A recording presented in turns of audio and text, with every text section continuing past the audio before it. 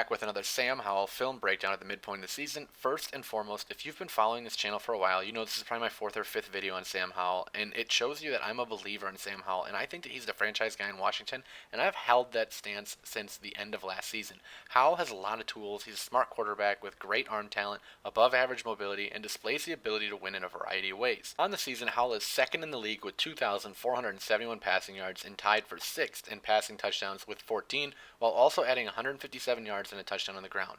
Now, this is also with him being tied with the league lead 9 interceptions, but 4 of those came early in the season against the Buffalo Bills. Howell does an excellent job of operating the quick passing game with great processing, excellent timing, and ball placement. He does a really good job of using his eyes to widen zone defenses, creating windows underneath to get the ball out, specifically creating wider zone windows in the second windows on slants, something he demonstrated in Week 9 against the Patriots. He also shows a great ability to use his eyes to move safeties in the back end and create opportunities downfield. He does this in a variety of ways.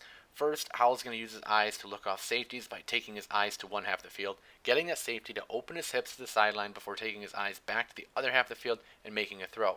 He's also showed the ability to hold single high safeties at center field with his eyes and allowing his receivers to stack defensive backs on vertical routes, keeping that safety from getting to the sideline for the pass breakup.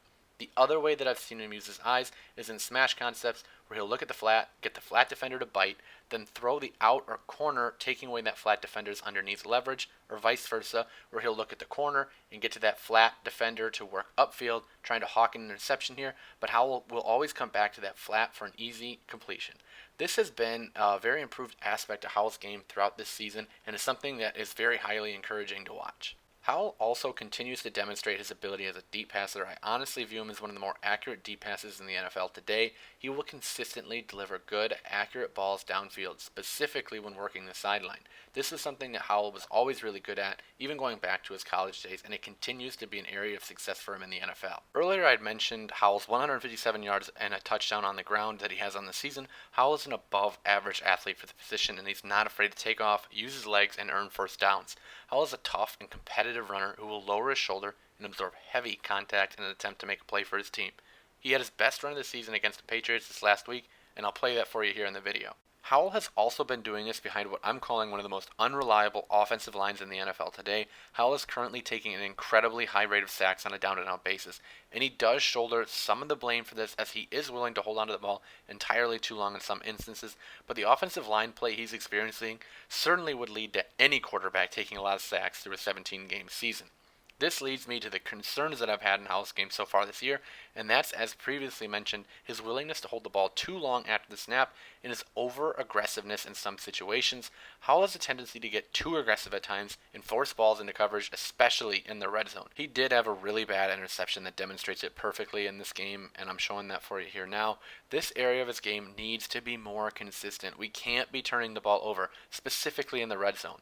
But if a quarterback is going to have a problem, call me crazy, but that's one that I'm willing to work with. What it really comes down to is sitting him down, watching the film with him, and saying, look, this play here, we can't make it. Whether we need to eat a sack here or escape the pocket and throw it away, it just can't be turned over because we're forcing this issue. I think these can be one of the easier issues to clean up. We just need to get them to think about this stuff in live game situations, and he has to get more consistent with it, and I think Howell's going to get there. As far as an overview of Sam Howell's entire season, there have been some ups and there's been some downs, but there have been far more ups than there have been downs through the midway point of the season, and I'm really, really encouraged by what I'm seeing to this point. I believe Howell is the guy in Washington, and he can be the franchise quarterback for the next decade there. He's kept them in games against teams that they've been ridden off and weren't really given a chance even. Look at both the Philadelphia games. So like I said, I've been bought in. I continue to be bought in on Sam Howell as the franchise quarterback. We just need to invest some resources into that offensive line and get him some clean pockets to work from.